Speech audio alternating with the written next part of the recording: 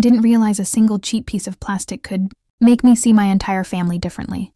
But the moment I saw that name tag pinned to my grandmother's dress at my brother's wedding, my stomach dropped.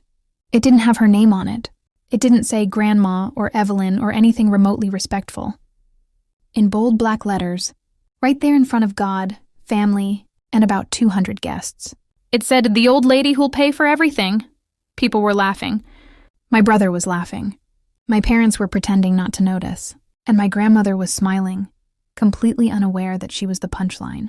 I stood there frozen, holding a champagne flute I hadn't even touched, thinking, was I about to ruin my brother's wedding? Or was I about to finally do what no one else in this family ever had the guts to do? Tell me honestly, was I wrong for what I did next? To understand why that name tag broke something in me, you need to understand my family, and more importantly, you need to understand my grandma. My grandmother Evelyn is the kind of woman who grew up with nothing, married young, worked 2 jobs, raised 3 kids, and somehow still managed to save every spare penny. When my grandfather died suddenly years ago, everyone assumed she'd fall apart. Instead, she doubled down on being the glue that held this family together. She paid for my parents' down payment when they were struggling. She helped my aunt start her business. She paid my student loans without telling me until they were already gone. And my brother? My brother Mark has been the biggest beneficiary of her generosity by far.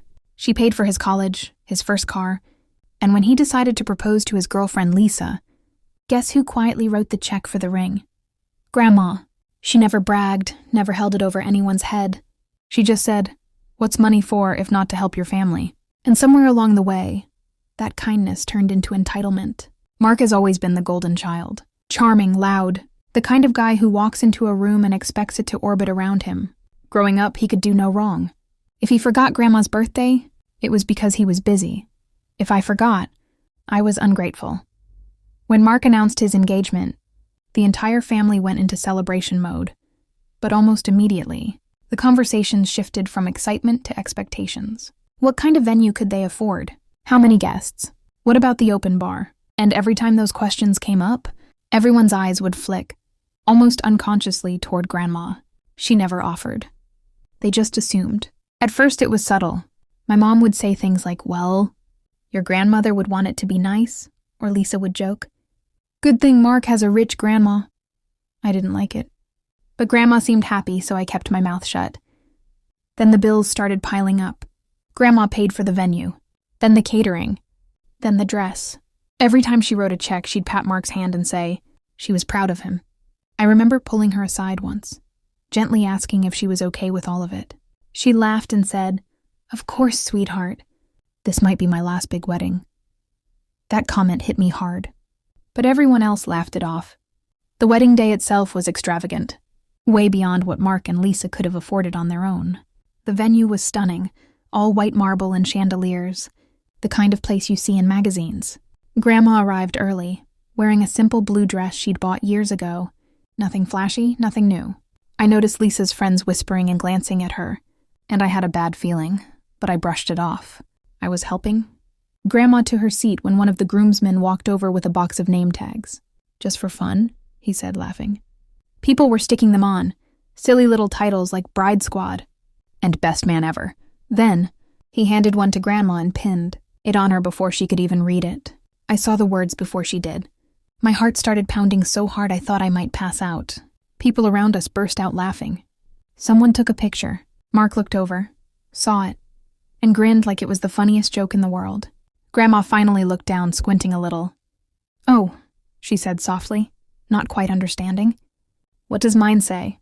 And before I could stop her, Lisa leaned over and said, "It says you're our generous sponsor." Like that made it better. Grandma laughed. A small, confused laugh, and nodded, like she didn't want to make a fuss. That was the moment something snapped in me. I spent the rest of the ceremony barely hearing a word. All I could think about was how small Grandma looked. Sitting there with that name tag, smiling politely while people whispered and laughed. At the reception, it got worse.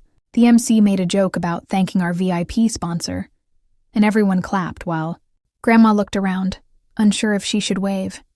Mark raised his glass and said, "Couldn't have done this without you, Grandma," and everyone laughed again. I saw her blush, not with pride, but with embarrassment. I felt sick. As dinner was being served, I went to the bathroom and just stared at myself in the mirror. I kept thinking, if I say something, I'll be the bad guy. I'll be the one who caused drama at a wedding. But if I don't say anything, what does that make me? I thought about all the times. Grandma had shown up for us without asking for anything in return. All the sacrifices she'd made. And here she was, reduced to a joke. So that's the situation I was in, standing there with a knot in my stomach and a choice to make. Before I tell you what happened next, I want you to pause for a second and really think about it. If you were in my shoes, watching your family humiliate the person who'd given them everything, would you stay quiet to keep the peace? Or would you risk blowing everything up? Seriously, comment what you would have done, because I'm still not sure if I made the right call. I didn't sit back down. Instead, I walked straight over to Grandma's table. I knelt beside her chair and gently peeled the name tag off her dress. She looked at me, surprised, and asked if everything was okay. I smiled and told her I just wanted to fix it. Then I stood up, holding that stupid piece of plastic between my fingers, and I walked to the front of the room. The MC was about to announce the first dance when I took the microphone out of his hand. The room went quiet fast. You could feel the tension ripple through the guests. I wasn't yelling. That's the part people don't believe. I spoke calmly, but my voice was shaking. I said something like, "Hi everyone. Sorry to interrupt, but I just wanted to clear something up. This woman," and I pointed to my grandmother, "is not the old lady who'll pay for everything. She's our grandmother. She's our mother. She's the reason half of us are standing in this room today." I could see my mom's face go pale. Mark was staring at me like I'd grown a second head. I went on. I said, "She didn't buy this wedding to be a joke. She did it because she loves her family, and if anyone here thinks that makes her a punchline, then you don't deserve her generosity." The silence was brutal. You could hear forks clinking against plates. Lisa's smile was gone. Mark started shaking his head, mouthing my name like he wanted me to stop. I finished by saying, "So before we keep celebrating, I think we should all say thank you properly. Or maybe we should think about whether we're the kind of people who deserve to be celebrated at all." Then I put the microphone down and walked back to Grandma's table. My legs felt like jelly. Grandma was crying quietly. I panicked for a second, thinking I'd upset her. But when I sat down, she squeezed my hand and whispered, "Thank you, that alone almost made it worth it." Almost. Because the fallout was immediate. Mark stormed over, red-faced, and hissed at me that I'd ruined his wedding.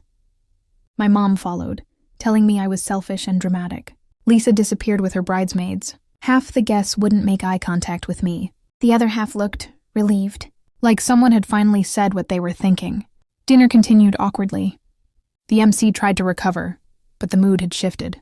Later, during the speeches, Mark made a pointed comment about family members who don't know when to keep their opinions to themselves. I sat there, jaw clenched, focusing on Grandma's hand in mine.